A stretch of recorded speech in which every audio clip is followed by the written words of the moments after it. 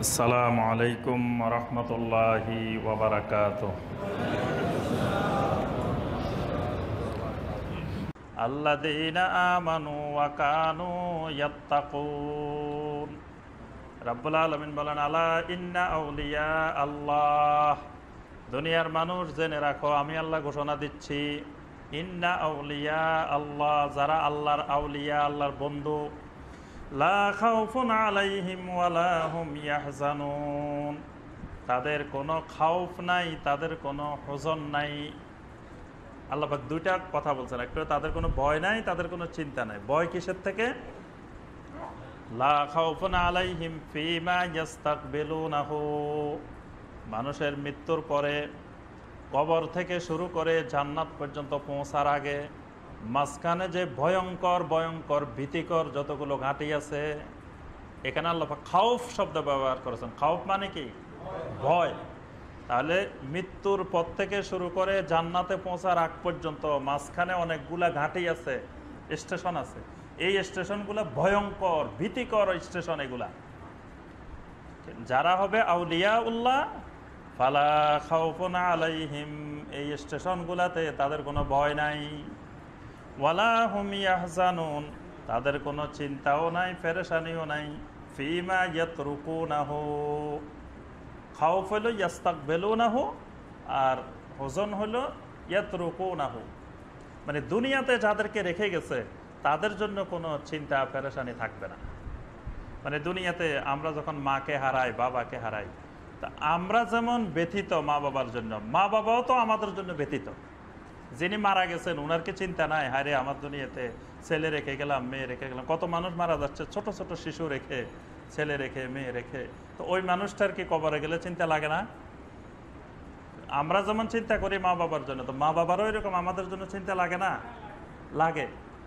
আল্লাহ পাক বলছেন, যারা আউলিয়া উল্লাহ, যারা আল্লাহর বন্ধু, এদের ওয়ালা হুম ইয়াহজানুন, এই দুনিয়াতে যাদেরকে রেখে গেছে এদের জন্য তাদের কোনো চিন্তা পেরেশানি লাগবে না। আল্লাহ পাক এই দুনিয়ার ছেলে মেয়েদের থেকে, বন্ধু বান্ধবদের থেকে উত্তম বন্ধু বান্ধব সেখানে তার জন্য ব্যবস্থা করে দিবেন। সুবহানাল্লাহ। এই জন্য সে দুনিয়ার এদের জন্য আর কোনো চিন্তাই লাগবে না। এরপরে আবার আল্লাহ পাক বুঝাইলেন যে যারা আল্লাহর বন্ধু, যারা আউলিয়া উল্লাহ, তাদের কোনো ভয়ও নাই, চিন্তাও নাই। আলহামদুলিল্লাহ। এখন তো আমাদের সবার মনে এই আয়াত শোনার সাথে সাথে অন্তরে সবার জাগবে, হায় রে আমি যদি আল্লাহর বন্ধু হয়ে যেতে পারতাম, তাহলে আমার কোনো ভয়ও থাকতো না, চিন্তাও থাকতো না।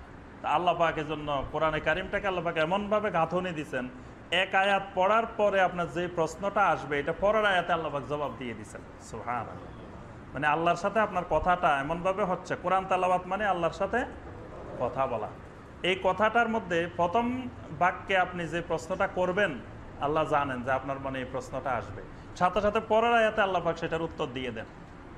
তা আল্লাহ পাক সাথে সাথে বলে দিয়েছেন যে বান্দা, তুমি যদি আউলিয়া উল্লাহ হইতে চাও, আল্লাহর ওলি হইতে চাও, তো তোমার দুইটা সাবজেক্ট লাগবে।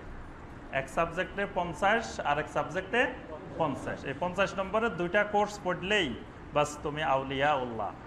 এই দুইটা কোর্সের নাম কি? আল্লাযীনা আমানু, প্রথম কোর্সটার নাম হলো ঈমানের কোর্স, ঈমান, ওয়া কানু ইয়াত্তাকুন, দ্বিতীয় কোর্সটার নাম তাকওয়া। তাহলে ঈমানে 50 নম্বর, তাকওয়ায় 50 নম্বর।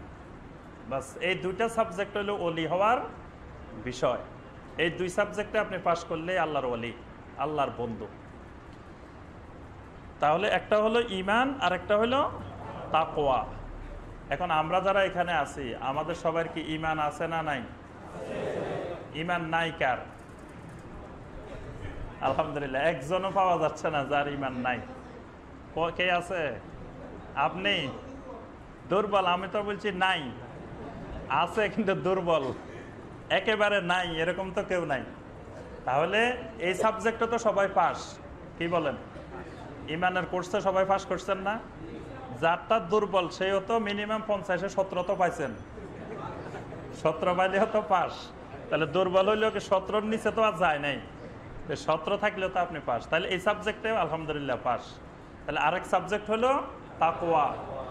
তাকওয়ার সাবজেক্টে যদি আপনি পাস করেন, তাহলে আপনি 50% এখন আল্লাহর ওলি হয়ে আছেন, আর 50% তাকওয়া।